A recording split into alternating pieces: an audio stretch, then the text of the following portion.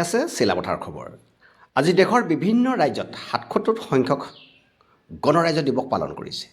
ঠিক আজি চিলাপথাৰতো বীৰ প্ৰবীণ সৈনিকসকলে গণৰাজ্য দিৱস পালন কৰিছে।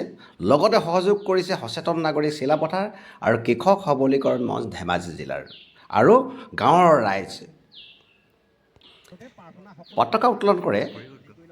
প্ৰাক্তন সৈনিক আঞ্চলিক সমিতি চিমেণ্ট চাপৰি সভাপতি পৱন কুমাৰ সন্দিকৈ, চিলাপথাৰ আঞ্চলিক সমিতিৰ সভাপতি কেপ্টেইন অতুল বৰগোহাঁই আৰু সচেতন নাগৰিক সভাপতি ফণিৰাম তায়েংদেৱে পতাকা উত্তোলন কৰে।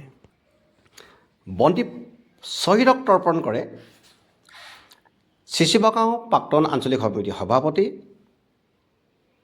চিতানন্দ গগৈ, সুবেদাৰ মেজৰ নীতিন ৰয়, লেফটেনেণ্ট নবীন মজুমদাৰ, ৰমেন বৰা, সমাজসেৱক গকুল শইকীয়া আৰু প্ৰাক্তন আলফাৰ জিলাৰ ধেমাজি জিলাৰ সম্পাদক তৰুণ চেতিয়া, জাতীয় মহিলা পৰিষদৰ শ্ৰীযুক্তা ভনিতা দাস, কৃষক সবলীকৰণ মঞ্চ জিলা সহ সম্পাদক ধমেশ্বৰ চুতীয়া, অঞ্জুমণি লাহন, মিনু বৰা আৰু প্ৰাক্তন সৈনিক তথা গণ্যমান্য ব্যক্তিসকল আৰু ছাত্ৰ ছাত্ৰীসকলে শ্বহীদ তৰ্পণ কৰে আৰু শ্বহীদক শ্ৰদ্ধাঞ্জলি জনায়।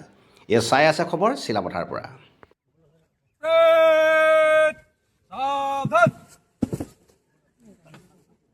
ৰাষ্ট্ৰীয় সেলুট সেলুট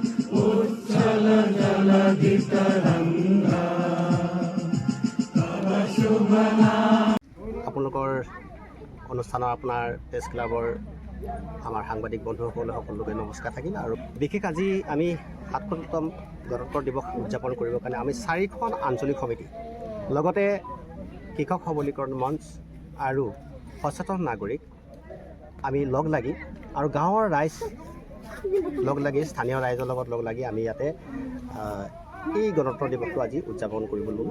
আৰু প্ৰথমতে আমি পতাকা উত্তোলন কৰিম। পতাকা উত্তোলন কৰাৰ পিছতে আমাৰ শ্বহীদ তৰ্পণ হ'ল। তাৰপিছতে আমাৰ সাংস্কৃতিক অনুষ্ঠান হৈ আছে আৰু পিছতে আমি সকলোৱে লগ লাগি এটি ভোজ ভাত খোৱাৰ ব্যৱস্থা কৰিছোঁ।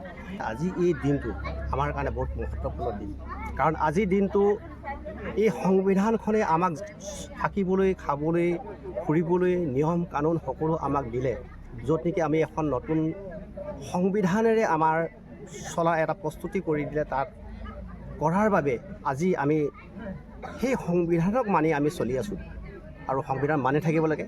আৰু যিসকলে সংবিধানক নেমানো বুলি বৰ্তমান কোৱা হৈছে যে সংবিধান প্ৰথম নহয় বোলে, নহয় তেওঁলোকৰ ধৰ্মহে হয়, সেইটো কথা কিন্তু আমি মানিব নোৱাৰোঁ। সংবিধান প্ৰথম হ'বলৈ বা দেশত যদি আমি থাকিবলগীয়া হয়, আমি ভাৰত দেশৰ যদি আমি সন্তান হয়, তেতিয়াহ'লে আমি সংবিধানক মানি চলিব লাগিব। যেনেকৈ ঘৰখনত এটি সংবিধান থাকে, খোৱাৰ বোৱা, ঠিক তেনেদৰে আমাৰ দেশৰ সকলোকে এই সংবিধান মানি চলিব লাগিব। আৰু ঠিক তেনেদৰে আজি প্ৰাক্তন সৈনিকসকলো আমাৰ সকলো আহিছোঁ ইয়াতে আজি এই গণতন্ত্ৰ দিৱসৰ উদযাপন কৰিবৰ কাৰণে আজি পুৱাৰ পৰাই কাৰ্যসূচী চলি আছে। আপোনালোকে দেশৰ সুৰক্ষা নিশ্চিত কৰাৰ লগতে আপোনালোকৰ মাজত প্ৰতিফলিত হয় ত্যাগ, আদৰ্শ আৰু শৃংখলাবদ্ধ জীৱন।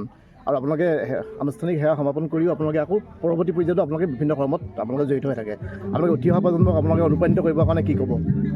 হয়, বিশেষকৈ আমি দেশ সেৱা কৰি আহিলোঁ। প্ৰায় আমাৰ 30 বছৰ, 35 বছৰ, 18 বছৰৰ পৰা ধৰি আমাৰ সৈনিকসকল আছে, যিসকলে দেশৰ কাৰণে নিজৰ জীৱনটো শেষ জীৱন, তেওঁলোকে আধাৰ জীৱনটো তাত দি থৈ আহিলে। বাল্যকালৰ পৰা গৈ তেওঁলোকে প্ৰকৃত যিটো জীৱন আছিল সেই জীৱনটো আমি দেশৰ কাৰণে দি থৈ আহিলোঁ।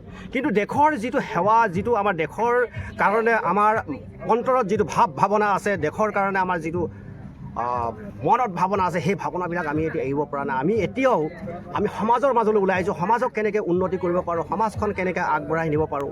বৰ্তমান সময়ত দেখিছোঁ আমাৰ এই নৱপ্ৰজন্মসকল এটা বেলেগ দিশলৈ তেওঁলোকে ধাউতি মেলিছে। আজি প্ৰায় জেগাতে দেখি পোৱা যায় নৱপ্ৰজন্মসকল ড্ৰাগছৰ লগত ভ্ৰাং, এনেকৈ অন্যান্য মানে সুৰাৰ লগত তেওঁলোকে মটৰদিয়াল হৈ ঘূৰিবলৈ ধৰিছে বহুত সংখ্যক লোক। আমি তেওঁলোকক ঘূৰাই অনাৰ ব্যৱস্থা কৰিব লাগিব। আৰু আমি সেই কৰিবৰ কাৰণে আমাৰ প্ৰাক্তন সৈনিকসকলেও আমি বিভিন্ন ঠাইত কাৰ্যসূচী চলাইছোঁ আৰু চলাই থাকিম। আৰু তেখেতলোকক ক'ব বিচাৰোঁ যে আপোনালোকে এই গণতন্ত্ৰ দিৱস, স্বাধীনতা দিৱস, অন্যান্য আমাৰ যি চৰকাৰী অনুষ্ঠানবিলাকত তেওঁলোকে ভাগ ল'ব লাগে আৰু আগৰণুৱা হ'বলৈ দেশৰ প্ৰতি তেওঁলোকৰ সন্মান থাকিব লাগে। আমাৰ ভাৰতীয় ৰাষ্ট্ৰীয় পতাকাক তেওঁলোকে সন্মান কৰিব লাগে, প্ৰতি সময়ত তেওঁলোকে চেলুট কৰিব লাগে।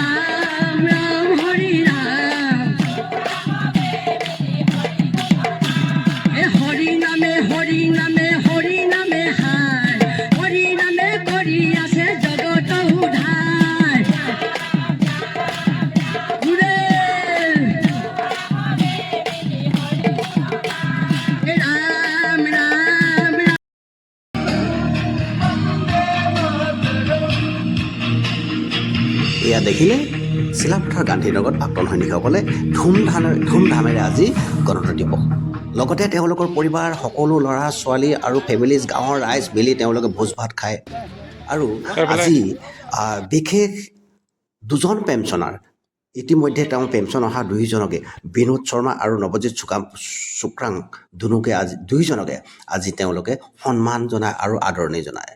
লগতে গাঁৱৰ ৰাইজে সকলো মিলি বিহু আৰু নাচ গান কৰি তেওঁলোকে আজি গণতন্ত্ৰ দিৱসৰ বিদায় মানে। এয়া চাই আছে চিলাপথাৰৰ পৰা।